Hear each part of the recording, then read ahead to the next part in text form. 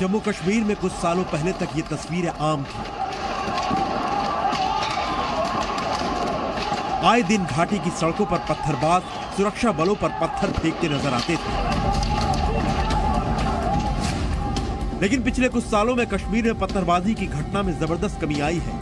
ये कमी क्यों आई है, इसके बारे में आगे बताएंगे, लेकिन आज हम उस सवाल का जवाब देंगे जो अक्सर पूछा जाता है, आखिर पत्थरबाज बनते क्यों हैं?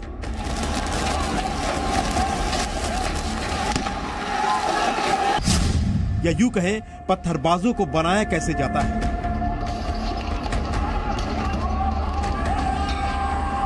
इस सवाल का जवाब वो शख्स देगा जिसे जम्मू कश्मीर का पहला पत्थरबाज माना जाता है। आप देखिए पहले पत्थरबाज की गवाही। उस टाइम गुलाम नबी आजाद साहब चीफ मिनिस्टर थे और महबूबा साहिबा की उनके साथ कोलिशन गवर्नमेंट थी। एट दैट टाइम वो ऐसा काम कि महबूबा साहिबा ये सुबह निकले कि इन्होंने बोला कि गुलाम नबी आजाद जी ने जमीन बेच दी है।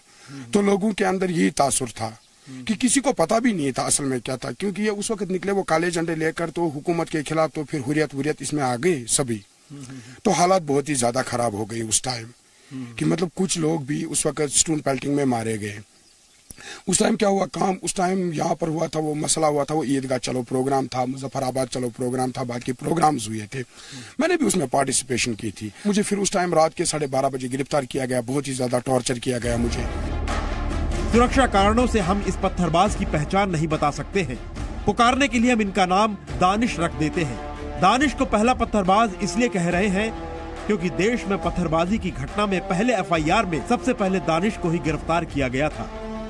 दानिश अब पत्थरबाज नहीं है, दानिश अब डिप्टी सरपंच है। मात्र 16 साल की उम्र में दानिश ने पहला पत्थर उठाया। 2008 में दानिश पर PSA यानी पब्लिक सेफ्टी एक्ट लगा। दानिश ने पत्थरबाजी करनी क्यों शुरू की, इसके पीछे की सबसे बड़ी वजह थी डर। दानिश, हुर्रियत और दूसरे अलगाववादियों ने दानिश का ब्रेन वॉश कर दिया था। कहा गया कश्मीर में सभी जमीन बाहरियों को बेच दी गई है, कश्मीरियों के हाथ में कुछ नहीं बचेगा। मैं तो छोटा ही था, अब माइंड सेटअप भी ऐसा था, क्योंकि देखिए मैं आपको एक बात बताना चाहता हूँ। एक बच्चा होता है, अगर एक बच्चे के सामने हम ये तस्वीर पेश करेंगे कि जो हमारा मुल्क है, हमारा कंट्री है, भारत है, अब ये मुल्क हमारा दुश्मन है, अगर हम एक बच्चे को ये दिखाएंगे कि भारत हमारा दुश्मन है, तो उस बच्चे के दिमाग पे नकूश पड़ जाते हैं। वो बच्चा इस बारे में सोचता नहीं जी हमारा दुश्मन है। उस टाइम ऐसा नैरेटिव कायम किया गया कि बाहर के लोग यहाँ पर जमीन खरीदेंगे। दानिश के जहन में जहर भर दिया गया, अपने देश भारत को ही अपना दुश्मन बता दिया गया।